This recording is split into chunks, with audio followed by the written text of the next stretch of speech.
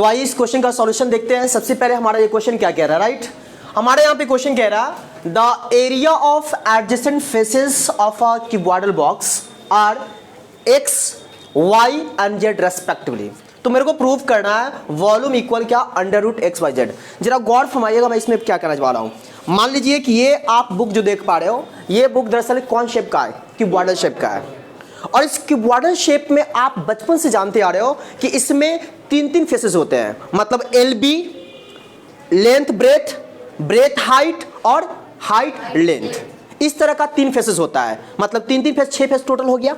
Total faces कितने होते हैं, 6 फेसेस, जिसमें यहाँ पे एडजेसेंट फेसेस की जो बात हुई है, तो एडजेसेंट फेसेस का मतलब हुआ, आपको मैं बताना चाहूंगा L इंटू बी, ठीक है।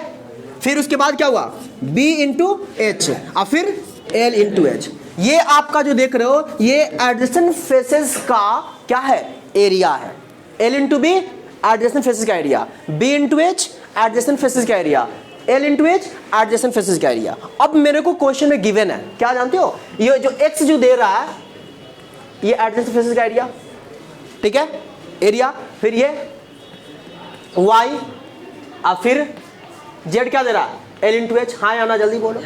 एडजेसेंट फेसेस का एरिया का मतलब हुआ, याद रखना हमेशा, किसी भी क्यूबॉइडल शेप में एडजेसेंट फेसेस का मतलब होता है LB, BH और LH।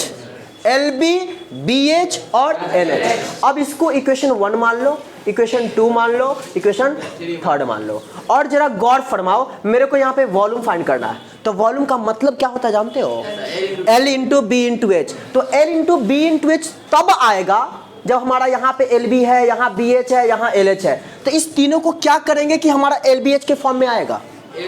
तो सिंपल सी बात है, इस तीनों इक्वेशन को मल्टीप्लाई करना होगा। नहीं बात समझे, यहाँ LB है, यहाँ BH है और यहाँ LH है। तो LB, BH, LH में हमें वॉल्यूम चाहिए, तो वॉल्यूम का मतलब होता है L into B into H. तो इंटू में लाने के लिए क्या करेंगे, इस तीनों को मल्टीप्लाई करेंगे। तो यहाँ पर लिखेंगे क्या, यहाँ लिख रहा हूँ, फ्रॉम इक्वेशन 1 इंटू 2 इंटू 3।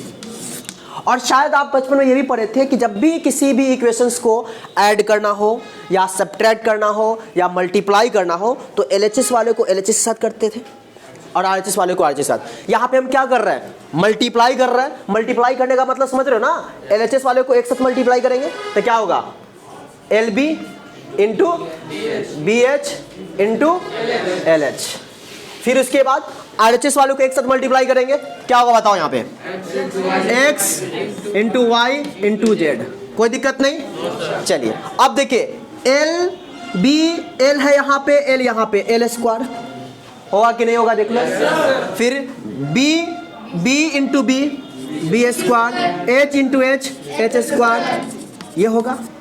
और शायद आप ये भी बचपन में पढ़े थे कि L square, B square, H square है। सपोज मान लो आपके पास है 4 स्क्वायर इंटू 5 का स्क्वायर, तो क्या इस 4 स्क्वायर इंटू 5 स्क्वायर को मैं ऐसा लिख सकता हूँ, 4 इंटू 5 और इस पूरे का होल स्क्वायर, आया ना। वैसे ही देखो यहाँ पे L square, B square, H square है, इसको क्या लिख दें, LBH का होल स्क्वायर इक्वल XYZ, ठीक है। और जरा बताओ मुझे, L into B into H क्या होता है, वॉल्यूम होता है।